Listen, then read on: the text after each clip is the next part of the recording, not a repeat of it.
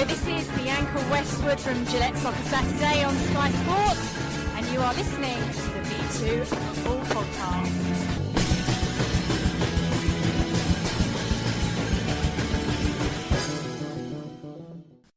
Hello and welcome to the V2 Football Podcast. I'm your host this week, Shane Lees, and joining me I've got Dan Tracy.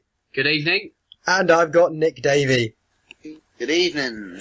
Okay, we'll start off with the news, and there's a few things worth talking about. So first of all, let's talk about Newcastle. They can't seem to find a result anywhere these days, and they've actually lost again. This time it's off the pitch, as Jonas Gutierrez has won his employment tribunal. He'll be getting roughly £2 million in damages. Yeah, almost £2 million in damages, but it's probably the symbolism of the whole thing more than anything that proves that it's still a thing about player power, but it also proves that clubs can't really treat their players like shit and get away with it. I think it's good. I think Newcastle were absolutely reprehensible in what they did. And, I'm glad that they got a bit of an arse kicking. Maybe this whole season is karma. In other news, we often complain about players diving, but this time it's players driving. Riyad Mahrez has been given a 6-month driving ban for speeding. So he's been having a really great season. He's been going past players like it's nothing, but can't really do that with speed cameras. So I'm sure he doesn't mind too much because things are going pretty well for him at the moment, and looks like he's going to win the league. And the police will probably let him off as well, the Leicester City fans. There we go. Just had to wait for some sort of luck or reference regarding Leicester, but yeah, we've got to get one in. Yeah, I think that, like you say, I think it'll swap a 6-month driving ban for a Premier League medal at the end of the season, so I think it's on balance not the worst deal, is it? Yeah, I think it'd probably take it. And the final piece of news we've got is Mark Noble proved there is justice in being noble. After Ander Herrera feigned injury to waste time in their FA Cup tie, he picked him up and dropped him off the pitch, and he will not be retrospectively facing action. So I'm pretty glad about that, because I absolutely hate it when players roll around pretending they're hurt. As far as I'm concerned, if you're a player and you're rolling around pretending to be hurt, the other players have a right then to go and stamp on you and actually make you scream like you have been pretending to be for the past 2 minutes. Sounds like a harsh solution, but it would work. It would stop them doing it, wouldn't it? I like this sort of survival of the fittest element you've got to football, sort of just roughing it up a bit. I quite like the sound of that. It sounds very British, doesn't it? You know, like none of this foreign diving. Like a bit of xenophobia to start off with. Yeah, well, if you've listened to me before on this show, you'll know I have some controversial views when it comes to foreign people. But okay, we'll start off with the FA Cup, perhaps the most English part of this show. United beat West Ham 2-1 away from home, so they'll be facing Everton. Palace will be facing Watford. So I want to ask, we'll talk a bit about the West Ham's perspective before we do anything else. Was that a bad result for them, or was that actually more realism than what they've been going through for the rest of the season? I thought it was a massive FA Cup upset, to be honest with you, and I think it again proves what the competition's all about. I mean, I know, obviously, if you said this 5 years ago, or even 2 years ago, it'd be absolute crazy talk, but no, I think, obviously, Upton Park, it was last ever FA Cup game to be played at that fantastic stadium, and 2 fantastic English teams, and it delivered, fantastic game, and Man United, in my opinion, caused the upset, and we saw a fantastic goal from Rashford again. But I thought it was a cracking game. I don't think anyone put it. I think West Ham played badly. I just thought Man United were very disciplined, scored, to say, 2 good goals, and I think they got the job done, and they're into the semi-finals. Yeah, I think West Ham are going to be disappointed with themselves, really, aren't they? Because, like you say, it's meant to be the big send-off for Upton Park as the last ever cup game. And you'd think, on the balance of the way both teams are playing at the moment, that West Ham would have every chance to beat United, especially the way West Ham played, for example, on Saturday, and United played on Sunday. You'd think, out of the two, West Ham are probably slightly favourites. But it's not, I think where West Ham have to go now, they have to sort of make sure they finish in the top 6 just to make sure they get something of this good season. Otherwise, it might just fizzle away and they won't get any reward for how they've been playing this season. But yeah, I think they'll be disappointed not to end the season with a trophy. So I think it was there for the taking. You look at the draw now, you can pick any one of those 4 winners, really. So. Alright, we'll talk about that. It was obviously an absolutely fantastic goal by Marcus Rashford, who we were saying a few weeks ago about Marcus Rashford, him going to the Euros would be just absolutely ridiculous. But then again, we were saying that about Dele Alli when he got first put into the squad, and you look at what Rashford's doing now, wouldn't be crazy. But let's talk about Man United as a whole. Would an FA Cup win keep Van Gaal in the job, presuming he finishes 5th? No. I think it's because you sort of think, is it FA Cup or bust? But I don't think even the FA Cup would be enough. I think the FA Cup victory, if it does happen for Manchester United, will be a sort of farewell present, almost like a golden handshake. Thanks for all you've done, but now enter Mourinho. Yeah, I agree. I think they're not Arsenal. They don't just celebrate FA Cup as success and that's that.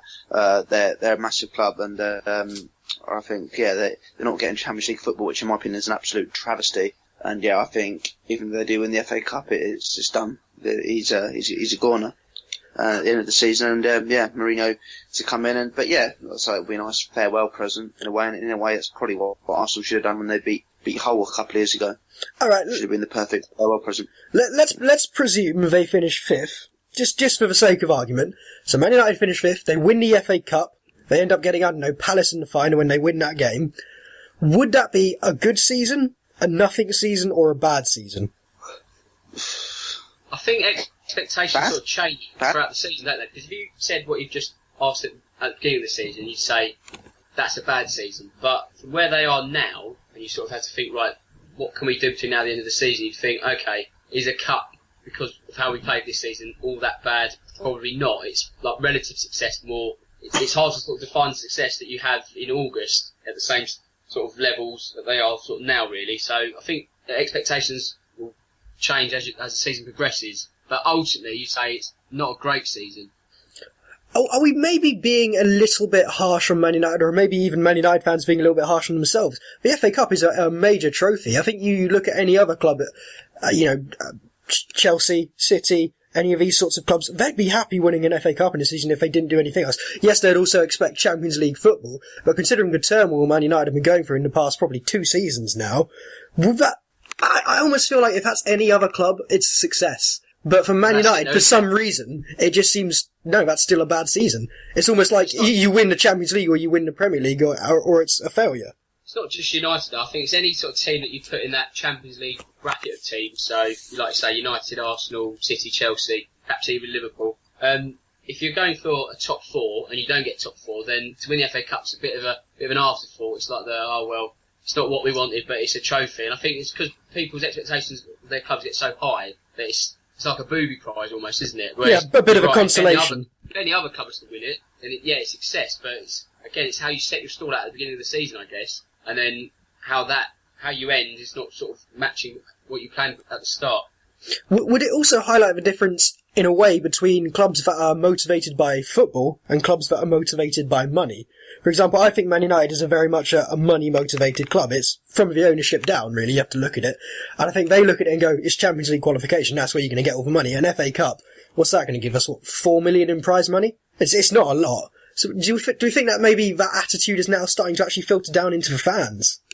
Oh, of course, yeah, because it's that whole rhetoric, isn't it? It's the way the Champions League has sort of taken the whole appeal of the FA Cup away. It's not Champions League that will bust as such, but, everything is geared about top 4 football now, isn't it? If you're a fan of those clubs. Even a Spurs fan, it's all about top 4. If this season we finish 6th, it'd be disappointing because we're not in the top 4. Things have obviously changed this season because, fingers crossed, we'd probably be 2nd, maybe even 1st in there. But, yeah, it's all about the actual sort of first target, isn't it? And anything below that, you don't meet the expectations of what you've set out at the start of the season. So I think it's the sort of psyche of a modern day football fan. It's all about getting Champions League football first before anything else. Alright, we'll keep on this sort of thread here. Now I want to talk about Roberto Martinez, because his Everton side is sitting in 12th. They are going to be the side that face Man United in the FA Cup semi-final. So I want to ask sort of the same question. Let's say they finish in the bottom 10. They don't get any higher than 11th at best. Probably more likely to be sort of 12th, 13th. But they win the FA Cup. They beat United, they take on Palace or Watford and they win. Is that a good season for them? Yeah, I think it is. I think, given the fact that how strong and in general how weird the Premier League's been this year, don't forget. I'd say probably a good season. They're not. I saw the Martinez out banners at their game against Watford. I think it's disgraceful. They got to the Capital One Cup semi-finals. But the team they've got, they should be higher than top 10. Even Chelsea have managed to pull their season together. But they've had the distraction of the cups. That's why. And I think it's not a travesty where they are. It's not they're sort of doing a Newcastle or even Palace. where they can sort of in danger of getting sucked into relegation, or Swansea getting sucked into relegation battle. They're comfortably mid-table. They probably still won't end in the top half anyway, I think.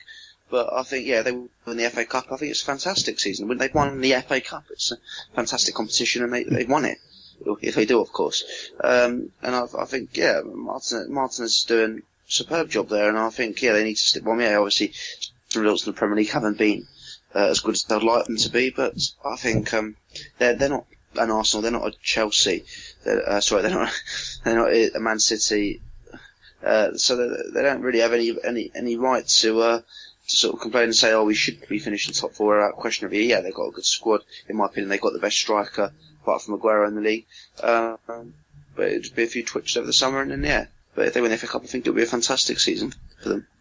Okay, I think with go ahead. Everton, again, they're not expected to get top four football, but their own fans, they sort of expected a bit more this season, didn't they? They sort of felt that they should be pushing for at least a Europa League place with the squad they've got. So, in that measure, the league form is disappointing and underachieving, but at the same time, winning a cup, it almost sort of overdoes that, and you think, okay, a cup win is good for Everton, isn't it? Because, again, compared to Man United, they haven't really got top four expectations, so their expectations are slightly lower. So it's not all about getting top four football as a be all and end all. A cup is, a good result for Everton. I think personally, with Roberto Martinez though, he might need to win that cup to keep himself in a job, because I think the pressure is on him.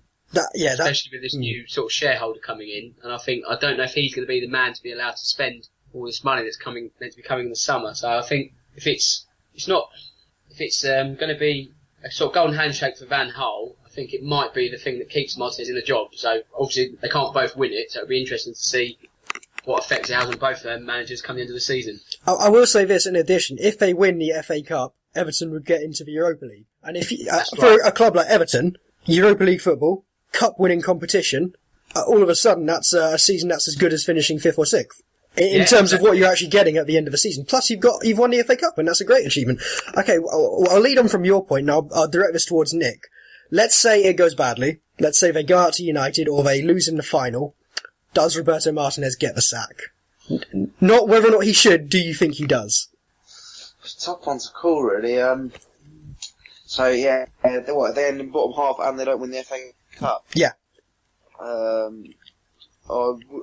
personally wouldn't. However, if it's looking like he's probably got a case too. If that makes sense. It's a tough one to call, really. 'Cause I think he's done a pretty good job there. But do you think he's done a good job? Has he not taken that club backwards? This was a club that was consistently under Moyes. First season he was superb. First season was their best season in history. Yeah, but they were brilliant.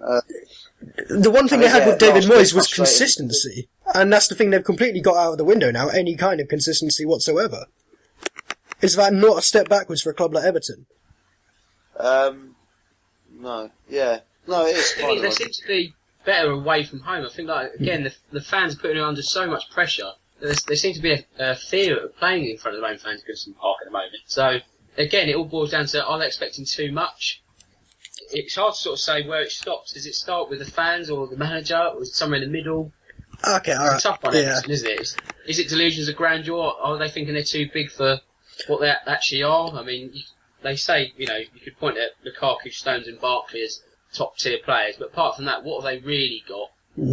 For me, I think Everton, they sort of compare themselves in a way to Tottenham, in the sense that for a long time they were in the same boat. They were both just outside the top four, maybe looking like one year they'd break into it. And I think they're looking at what's happened in the Premier League this season and going, that should have been us. That should have been us having a Tottenham season or a Leicester season. And they're looking at the absolute disaster of a season they've had in the Premier League and going, how the hell have we got this? A season that was this open, we should have been one of the surprise packages, not one of the sides who could have, at an earlier point, looked like going down. So, yeah, spot on. It's a difficult thing for Everton. For me, I'd say if they won the FA Cup, doesn't matter where they finish in the league, that's a successful season. You've achieved all your ends. It's like Southampton. I think they're a club that's comparable to us. We win the FA Cup, that's a massively successful season. I don't care what you say. Okay, we'll move on. and we'll talk about something we should have talked about last week, but unfortunately we weren't able to do a show, and that's Antonio Conte. There's been a lot being said about the new Chelsea boss, about whether or not he's very much another Mourinho in terms of very divisive, he's very combative. But do we think he can be a good boss for Chelsea, and can he get them back to the kind of heights they're used to? Yeah, he's got a big job on his hands, hasn't he? I think, obviously, Mourinho never really invested over the summer, so I think, he's got big decisions to make, and I think he's also got big decisions to make who he's going to get rid of. So I think there's some players that obviously evidently haven't pulled their weight this season. So I think it's going to be quite a few faces leaving, but then quite a few faces arriving. So I think they've got a big summer ahead for Conte. But I think the most important thing is getting the fans back on side. Yeah, I mean, there's no reason why he can't do a good job. Obviously done well under Juventus in Italy. I think it's going to be key as to who he can buy in the summer, because now they've lost the carrot of Champions League football for a season. You obviously couldn't probably get those top tier players. Still, being in London, the Premier League is an attractive proposition to anyone, so they're not going to sort of struggle to sign people, but they might lose out on targets they may have got, if they were in the top four this season. And I think, like Nick said, it's going to be quite pivotal as to who they can keep. You read that, say, Diego Costa or Eden Hazard, maybe even Thibaut Courtois might be leaving in the summer, so he'll probably have his own ideas on who he wants to buy in come the summer transfer window. I think Chelsea probably can afford himself one more season out of the top four as a sort of transitional season, and then if they don't sort of get back in within sort of 2 seasons, I think they're going to struggle. So it's going to be quite an important season to sort of shape the next few years to come. Yeah, the one thing I really worry about with Chelsea is that there's a lot of their big players who are going to be gunning for a move to clubs like PSG, maybe even Bayern Munich, those sorts of clubs. But the players that maybe wouldn't have necessarily been asking for a move, players like Willian, for example, I think there'll be interest. And when the interest comes in, rather than them going for a move, I think they'll be looking at that and going, I can go to a Champions League club. I'm in the prime of my career. I've got to be playing in the best competitions. So my real worry about Chelsea would be not who can they buy, because I think in the Premier League, whether or not you're Stoke or whether or not you are Chelsea, you're all going for the same kind of calibre of player.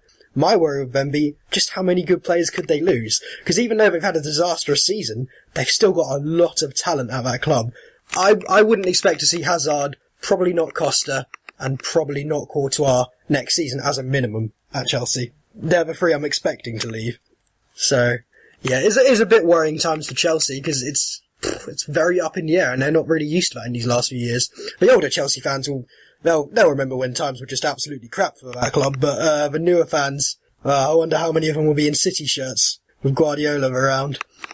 Alright, we'll talk about something else based in London though, and that's the West Ham deal. Now, all the news has come out about this. I think they're going to be paying something like 2.5 million or 1.5 million, I can't actually remember, a season for their rent. They aren't going to be paying for any extra stuff like stewarding or anything like that, or cleaning up the stadium. It's... What, they can just leave it in a shithole and leave, and then... They don't pay for the cleaners. It's paid for by the managers of the stadium. So, oh, cool. Okay, one thing I want to ask is, let's take this not from the West Ham perspective, because from the West Ham perspective, obviously, this is a great deal. This is, you've got yourself a brand spanking new stadium, big stadium, it's a very good stadium as well, but in terms of, as a general thing for football, and maybe even just for people in this country, is this a good deal or is this not? How do you mean? I mean, not a West Ham point of view, because obviously they've got a cracking deal. I mean, do you mean from like a taxpayer's point of view? Well, for me, I've got 2 positions on this. The first thing I'm thinking is it's a good deal. Now, this is because you look at what's happened in, say, Brazil, and you look at, say, what's happened in South Africa when they had the World Cups. A lot of those stadiums just haven't been used afterwards. And the worst thing you can have after a big competition like we had with the Olympics is to have nothing built on it. So have all your stadiums go nowhere. And so I think it is a good thing that this stadium is going to get used for a major purpose. I also think it's a good thing that West Ham were able to get a new stadium, because even though the Bowling Ground was a great stadium, again, they were probably needing to upgrade themselves in order to take that next step. They're clearly trying to. On the other hand, though, I think from the taxpayers' perspective, we have essentially funded West Ham Stadium for them. And 2, from a wider football perspective, I'm kind of worried that we don't talk about corruption in British football often. We really don't. But the fact that this deal managed to get kept quiet for so long as well as the nature of this deal, I think questions do have to be asked about whether or not some palms got greased. That's, for me, the worrying thing. Yeah, I mean, it certainly hasn't sat well with opposition fans, has it? I mean, from a West Ham point of view, it's an absolute steal, isn't it? And fair play to whoever negotiated that deal. I mean, ultimately, you're right. It's good that it's not a white elephant, so it's going to get some use, and that can only be a positive. But it doesn't really sit well with a lot of people. I don't think we'll ever really see what went on in the background. But yes, it don't quite add up for me. There's just £2.5 million rent. That's dwarfed by the TV money, isn't it? So I mean, what a they basically got a free. I don't know how much that stadium cost, but most stadiums these days, I know Wembley cost around £1 billion, and I know the biggest stadium in Brazil cost around £500 million. So you're probably looking somewhere between that for that cost of that stadium. And they've essentially more or less got that for free. Their argument is we're only going to be using it 25 days in the year, maximum. So you can kind of see their point, but at the same time, they have got a stadium for free. There's been 14 supporters' trusts who have gone out and got the Freedom of Information requests in. So yeah, when you say it's not sitting right for a lot of fans, basically it's not sitting right for any fans other than West Ham ones. Nick, from a Football League point of view, do you reckon that will have a real detriment to Leyton Orient at all? Or absolutely. Yeah, absolutely. I think I've been to Leyton Orient away before. I've actually driven to Orient away before a few years ago, and literally when you go to the Olympic Stadium, I'm not no word of a lie. It literally is just round the corner. When we will exaggerate round the corner, 20 minutes. I mean, we're talking literally a couple of minutes walk from the Olympic Stadium to Orient's ground, and I think it's going to wipe their fan base apart. Obviously, you'll still have the I've said that the old Orient fans have been there, going there for a while, but I think it's just gonna tear that club apart. I really hope it doesn't, but I just can't see how people are gonna go to that sort of standard of football still, when there's obviously the fantastic chance of watching Premier League a very good standard of Premier League football literally just up the road. Especially for younger fans coming through. You talk about, like your parents bringing you to games when you're young, and that's how you get into football. When you're that age and you haven't quite decided what club you're going to support yet, you got the choice between Leyton Orient and West Ham all of a sudden. So it's a no contest, isn't it? Exactly, yeah. Yeah. It is a complete no contest, and I think I feel sorry for Leyton Orient. Obviously quite a traditionally run Football League club.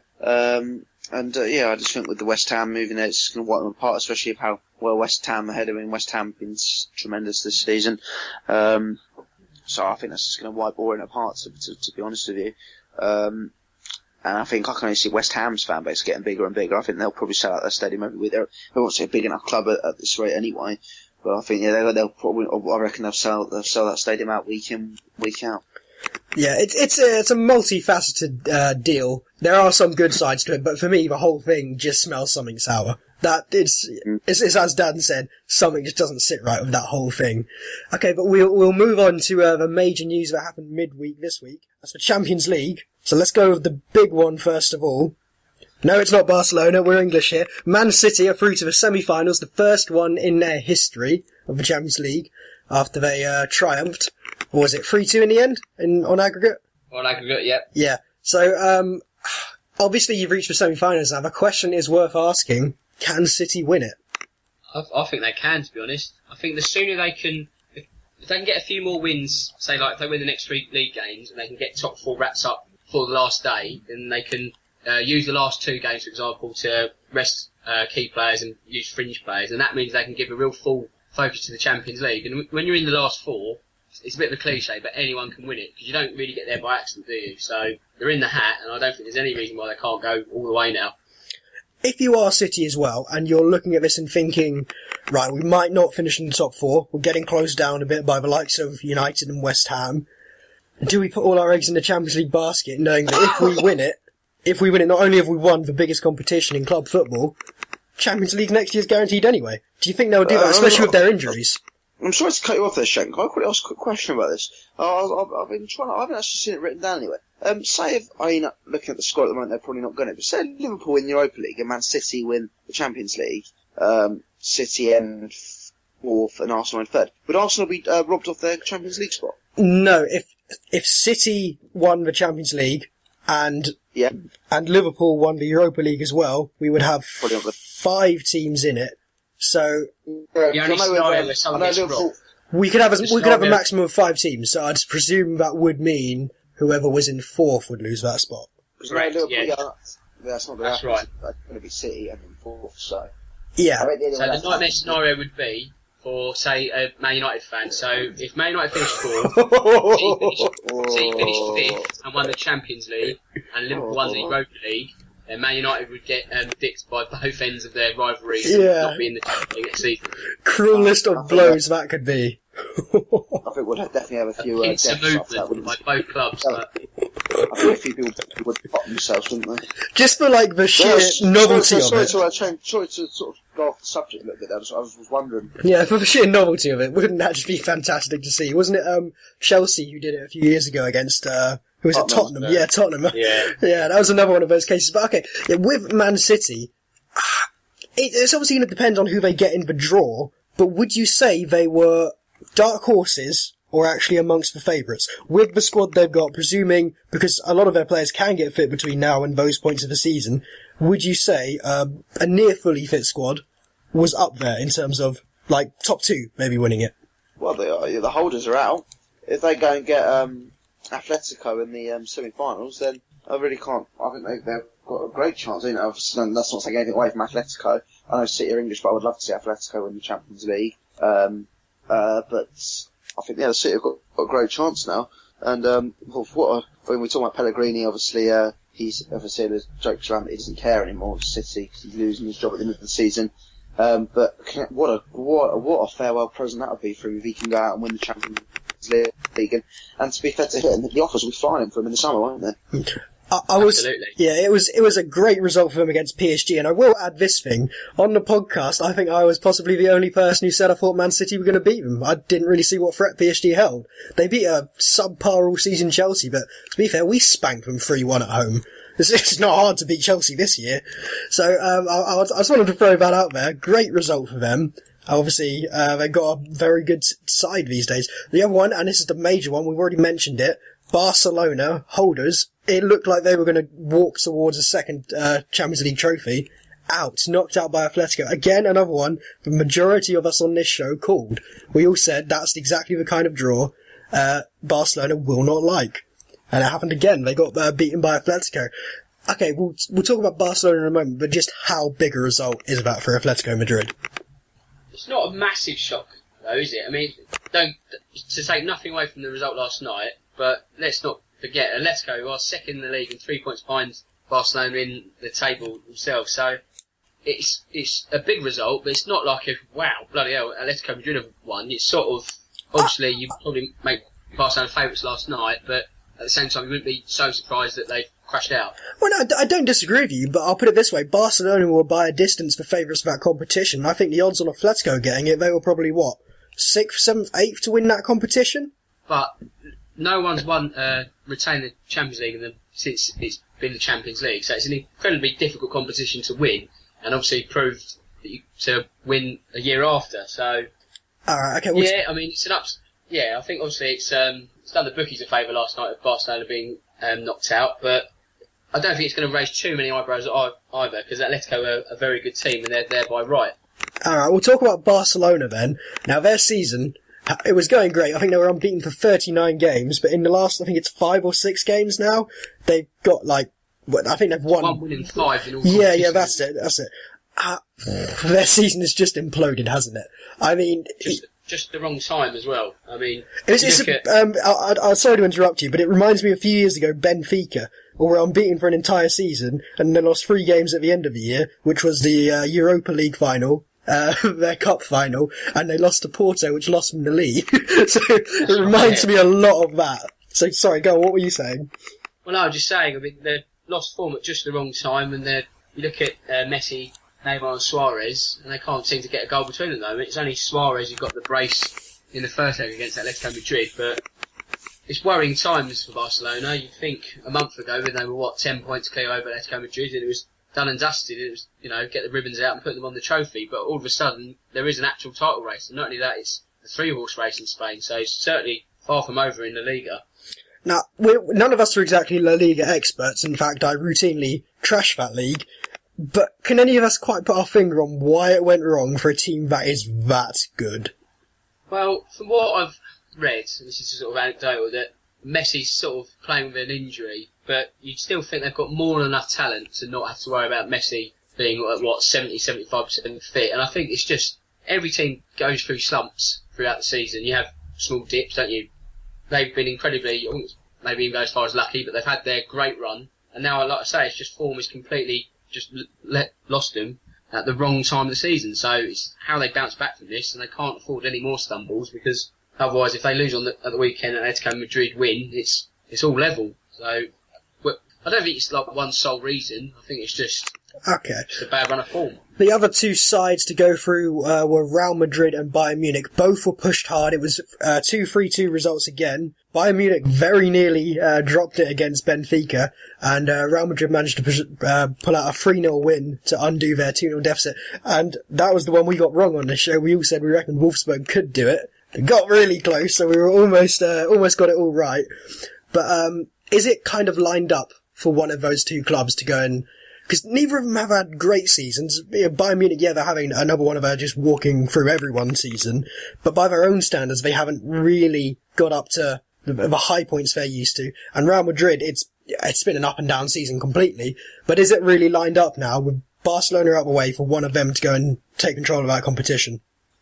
I don't know, because Atletico beat Barcelona, so Atletico could be thinking, hang on, we've got a real good chance of winning this. We can beat Barcelona, surely we can beat Real Madrid, we can beat Bayern Munich. And even City, they can turn around and say, well, what's stopping us doing it? We haven't got the Premier League to worry about, whereas the others can all win their leagues. We've got a great chance of winning the Champions League, so I think it's probably one of the most open competitions we've seen for the last sort of few years, because I think the last 2 years it's been obvious. Last year it was obvious Barcelona were going to win it when it got to this stage, and the year before it was obvious Madrid were going to win it. So I think, I think anyone can win it.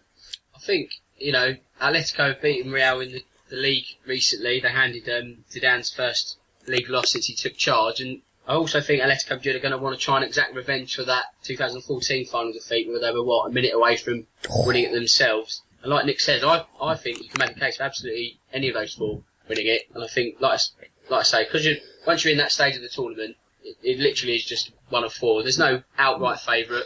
I think it also depends on the draw. If Manchester City can get Atletico Madrid, both those teams are going to really fancy their chances of getting into the final, and that's the draw they'll probably want to get. They won't want to either meet Real Madrid or Bayern Munich. Again, they're not going to want to meet each other. So the draw is obviously going to create the landscape of the semi-finals, and then we'll have a better idea of who could get to the final come end of May. But it's going to take a brave man to pick the winner right now, because I can't. Alright, well, I'm going to have to ask us all to be brave. I want who we all reckon is going to win it. I'm going to put my money on Atletico Madrid, purely on the basis that the other sides have great attacks, but not a great defence, and great defences are what wins you championships. And I think Atletico are the only side that every other team now is going to go, are we going to score past them?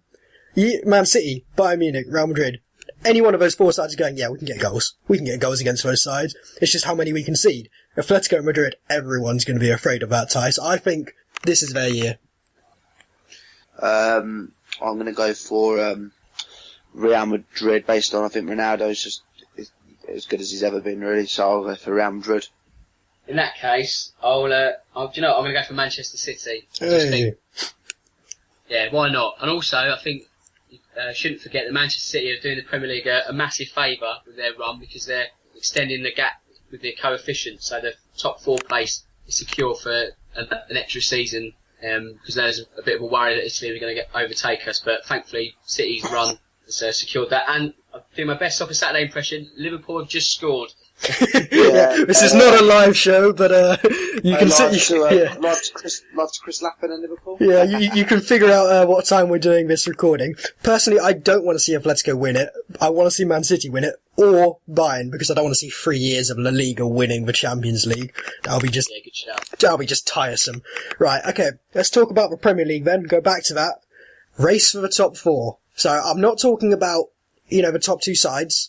I'm talking about Arsenal, I'm talking about City, I'm talking about United, I'm talking about Who's the other club? West Ham. And I'm talking about Southampton. So those are the 5 sides who you would say maybe could get in. Even Liverpool at a stretch, because they've got the games in hand. Do we think it is that wide open, or do we think it's going to look fairly similar at the end of the year as it does now? I think it's going to look exactly as you see it. I think you could even make a case for the top 6 being exactly as you see it right now. I can't see there being any change. Really? That's a boring answer, but I just think that's probably the way it's going to pan out. You couldn't see, for instance, West Ham going along. They've only got 1 point difference between them and United. You couldn't see City, say, dropping 2 free games. No, I think City have got Kevin De Bruyne back now, and they have company back within a few days, and I just think they've got through their sort of awful mid-season, and they've got they know they have to do enough to get to top 4, so I think they're looking better as of late, and I think they'll be fine. I can't see them throwing this one away now. I'm just really not sure, because I'm looking at it and thinking 18 points up for grabs. I know I included Southampton in there just to make myself feel better, but we're not going to do it, obviously. I think Liverpool, outside chance, let's say they win their 2 games in hand, or is it 1 game in hand? I can't quite remember. I think it might be 1 game. Suddenly they're right back in it. I think West Ham have got a very good shot of pushing through, because they've just lost in the FA Cup, so they don't have that to worry about anymore, and I think that will almost galvanise that team. I think they will be breathing so much down City's necks. I know I should be saying it should be United because they're in 5th, but I just think they're just too inconsistent this season, whereas West Ham, they've got it lined up for having a great end of the year, I think. So I think... If you're a West Ham fan, I think you assume there's a conspiracy by UEFA to not have you in Europe next season, because the refereeing they've had against them in the last 3 games has been pretty awful, to be honest. So, I mean, they've drawn the last 3 London derbies, all been in a row. If they had won 2 of those, they'd be a point behind City. So they've been incredibly unfortunate. Yes, I mean, they could go on and sort of mix it up, but I just think 5 points is a bit too much, and I think City are looking a bit resurgent now, so I just think they had a chance a few games ago to really put pressure on City, but I think they missed their opportunity, personally. Alright, well, I'll ask us to do it again. I'll put this down to 3 sides. City, United and West Ham. I want us all to say who we reckon is going to finish 4th. I'm going to go, I hate to say it, Man City. I'd like to say West Ham, but I do agree. I think that they've got enough of a gap. Yeah, for that reason I'll go with City as well. What, to end 4th spot? Yeah. Yeah, I can't look past City, to be honest. Tell you what, for an amazing season, it does look like just a sort of ending on a bit of a dab note. I said this in our group chat the other day. I said it's a fantastic season, which is probably going to have an anti-climax finish, because it looks like Leicester are going to win the league before. Obviously, don't get me wrong, it's absolutely incredible. Tottenham, Arsenal will probably slog it out for 2nd and 3rd. I hope it's top. But yeah, and I think obviously the Champions League spots are all going to be sorted. Europa League, they might not be sorted, but who really cares about that? Hey! If Norwich beat Sunderland on Saturday, then that's probably that for the survival. So it's a fantastic season. Having a sort of I don't really want to call it anti-climax finish because it's been that good, but it's not going to go down to the last day, I don't think, in any of them. Alright, we'll talk about relegation now. Villa aren't technically down, but they are. Let's put nothing between it. They're not going to do a Leicester and just salvage their season. Yeah, no, we don't. Villa are down, but we've got 3 sides who you're realistically going to say are going to be in it. And to be honest, mate, I think they were down at the end of November. They were probably down at the start of the bloody season. Norwich, Sunderland and Newcastle. Now, we did actually talk about this briefly on the 72 show, which you can check out on SoundCloud, where we talk about how these are some really massive clubs potentially going down into the Championship. But between those 3 clubs, which do you think would be the least damaging club to go down for the Premier League? Now, to put that into perspective, I would say Newcastle. I think Newcastle are the biggest club there, and they have a massive gate every single week. And I think for the Premier League to lose Newcastle again is a pretty big blow to the Premier League. That's what I think. What do we reckon? I'd say Sunderland would be in the best shape to come back. Is that what you mean? Best shape to sort of come back up? No, I mean, for the Premier League losing one of these 3 clubs, which one do you reckon would be the worst for the Premier League? Well, I think if you look at attendances, you look at history, I think you look at all that, it'll probably be Newcastle, because, they've got, there's always a statement that Geordies are a passionate bunch. They always sell out their stadium. They're a fantastic history club. I mean, I think you look at it, Newcastle would be a bit of a big blow, because everyone knows they all seem to have a cracking game every year, don't they? One of them matches of the season. So I think it would probably be Newcastle. Well, that said, though, they've been pretty rancid by their own standards this season. So, I mean, would they really be missed? Really? I mean, sorry, Newcastle. I don't want to lose the Newcastle fan base with the podcast. But You say something mean about Sunderland in a minute, it'll be fine. Well, I think, this is not me being ignorant or anything, but the teams are down there for a reason because they're not very good. So would they be missed? They might come back in a season or two time and all's forgotten again. But right now, it's a case of good riddance to bad rubbish, really. Ooh, harsh. All right, about Newcastle, a lot of people are saying, and this is mainly Newcastle fans saying this, it could be good for the club. You go down, you get rid of all the dreck and the players who just aren't really there playing for the club. I personally think that the main thinking behind that was if we go down, Ashley will leave. Or Ashley will sell. I just don't think he will. I think it would take an absolute fuck ton for Mike Ashley to sell that club. I think he's just in too deep. So I don't know, I don't think it will be any kind of good for Newcastle to go down because the players they've got, how many of them could they realistically sell and get good money for? And of those that they can't sell, how many of those are the kind of players you want in the Championship? Not only that, all the players they signed in January, they don't have any relegation clauses in their contract. So you're looking at someone like John Joe Shelby, he's going to be picking up 80 grand in the Championship next season. And he's not going to have the same impetus to go and play Championship football, is he? Absolutely not. He's going to be wanting that move straight away. To be fair to Newcastle, in January, they've looked at it and thought we need to have a go and buy some players because with a new TV deal coming in this summer, what they outlay in January is going to be far more recouped come the summer. So you think we've got to have a crack, otherwise we're done already. So they've had a go, but they've just been incredibly stupid in not then protecting themselves by putting simple things like relegation clauses in the contract. So they've shot themselves in the foot massively then. It's one of those things as well. You'd assume the players would have wanted relegation clauses to be able to maybe leave. It is a weird thing. Okay, Sunderland kind of gone under the radar considering how bad Villa and Newcastle have been. But again, it's another case of a massive club. It's a 4-point gap between them and Norwich, and you'd have to say Norwich are favourites for their game. Is it a disastrous season for them to go down, or is it actually about right for once? Who's Sunderland? Right. Yeah, Sunderland. Yeah, I think they've been on the relegation battle for years and years to come, and I think if they go down, it could even be a chance for them to get sort of in a good shape when they come back up. They're ready to stay up, sort of thing. And I think keeping hold of Allardyce will probably be key for them. He'll get them back up probably. And I think they're out of the three clubs that go down, Sunderland would probably be in the best shape. They've obviously got to make some change, but if they keep hold of like Lee Cattermole, he'll be a good side player to have in the Championship. Defoe, if they can keep him, he'll obviously score plenty of goals to get them back up. So I think it would be a few tweaks to the team, but I think we're keeping Allardyce for starters. That they'll be in a good shape and probably one of the favourites to come back up. So is the general consensus here that Sunderland will be the least damaged club to go down? That, like Aston Villa, Newcastle, if they go down, I think there is a real risk that it can just implode those clubs. Sunderland, though, seem a bit more protected, maybe by the virtue they don't have very good players, or they have Championship standard players, and a Championship winning coach. So is that the general consensus here? I think that's about fair. Good. I think, to be fair with Sunderland this season, though, it's just been a case of not enough goals and conceding too many at the other end. And also, if you look at something like Jack Rodwell's miss on Sunday, just summed up their season in a microcosm, really. That was disastrous. That was the worst miss I've ever seen. I don't say that kind of thing often. That is one of the worst misses I've ever seen. I could have scored that. Like, way to lose your head. Jesus, that was awful. Alright, Norwich, okay, we'll talk about Norwich. Again, not a big club. Not a small club, not a big club. Have they managed to just essentially, they were probably one of the favourites to go down. Have they managed to dodge a bullet on the virtue that everyone else was really, really crap this year? Or have they done enough themselves to keep up?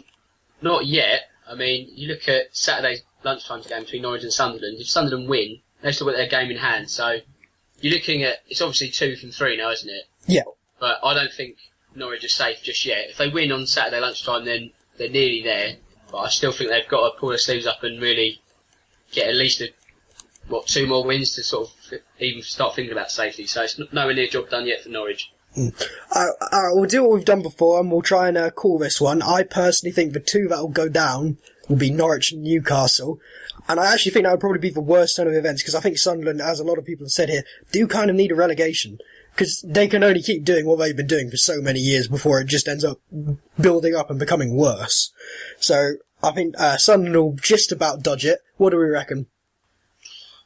I think, going down, I think it'll be Villa, Newcastle and Sunderland. I can't look past that. I think Norwich will beat Sunderland on Saturday. I think, we're looking at 3 big clubs getting relegated. I think out of the 3, I think Villa will struggle again in the Championship next season. Newcastle depends on how they go about their business in the summer, and if they sort of certainly get rid of all their dead wood, and obviously getting Alan Armstrong back could be obviously at the top of the list.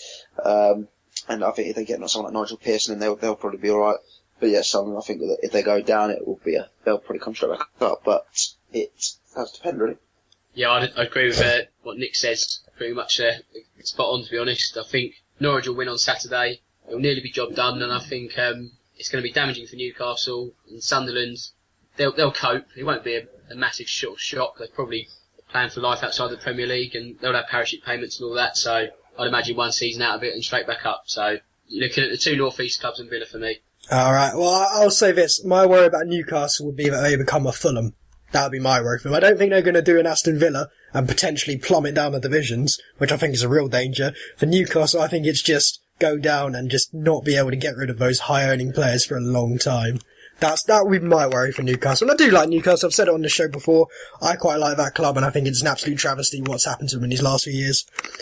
But okay, that is all we have time for on this week's show. Thank you for joining us on the V2 Football Podcast. You can check us out on Facebook and Twitter at V2 Football.